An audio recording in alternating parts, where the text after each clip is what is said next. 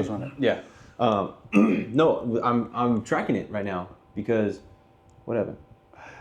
See, I love this. I love shooting live. Welcome to the Heat Speakers, but we are live. But man, just got a text right now, and you may be able. I mean, it something to do with you, but not really. But a client just. I didn't do it, dude.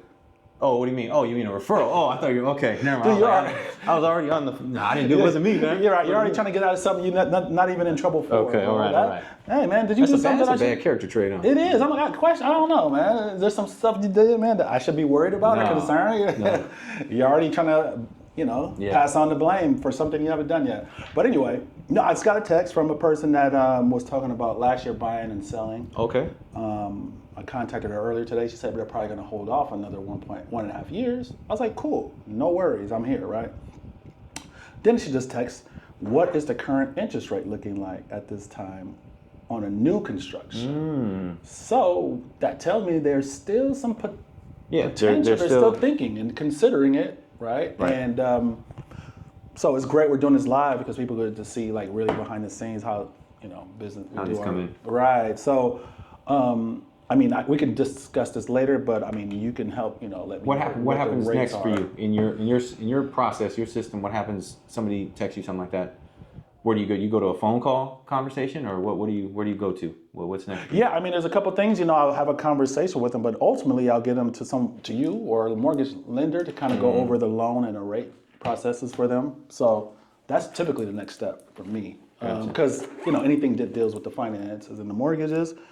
That's your expertise, right? So, that's kind of, but right now, the way I would handle this, I would just kind of text back and then see if they're still considering a new construction. And that's when I would have kind of run it by you, see what your thoughts are with rates and kind of give them a ballpark figure of what the rates could be and see if they want to go, check out some new builds one day.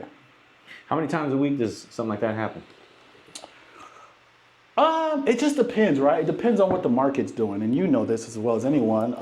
In our field, it's really highly driven by interest rates and prices, of course. But since prices aren't seemingly going down anytime soon, the number one motivator, the catalyst for people to buy homes or to inquire is the interest rates, right? So once the rates come down, that's when I get more of these type of inquiries, right? But it's been elevated for a while, so now it's not as common as it was. It's starting to pick up more, but it's week to week.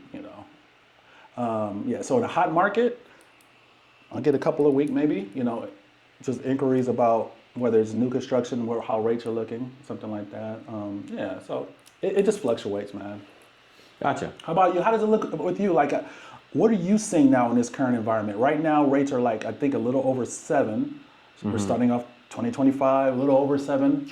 Last year rates were elevated last 2 years, but where are we looking now? What's your projection? What are your thoughts on the year? I know it's a lot going on. Yeah, there is. I think I don't think that we should expect any immediate relief. I think that a lot of the overall sentiment that it was going to get better and rates were going to go down. I think that they still may be right. They'll go down from where we're at, but we're not talking about bringing in major affordability for people. Will they be better? Yes. Will they be better by a whole lot? I don't think so.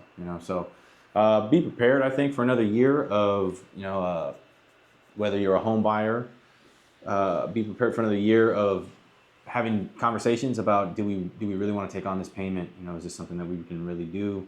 Yes, it's in the budget, but do we want to spend this much per month? I think as on the realtor side, I think you should be prepared for another year of on-the-fence buyers, limited transactions, less homes for sale, listings being few and far between.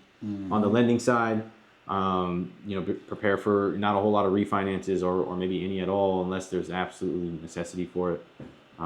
They're pulling equity or they're buying a bigger home and they're keeping the one that they have, or whatever it may be. I think that a realistic expectation is that it's going to remain as slow as it's been. It is, yeah. Do you feel like it's going to come down a little bit by the end of the year? There rates? Yeah. There was a projection it should come down to someone said 5.83. They're tripping. It's got to be. It's got some major movement to come down. Sure. Even by the end of the year, over the course of 12 months, for it to come down, 1.5 points. That's a lot. That's a lot. That is a lot, huh? You need The quite a bit of economy, economic data for that to happen. what would have to happen in that scenario?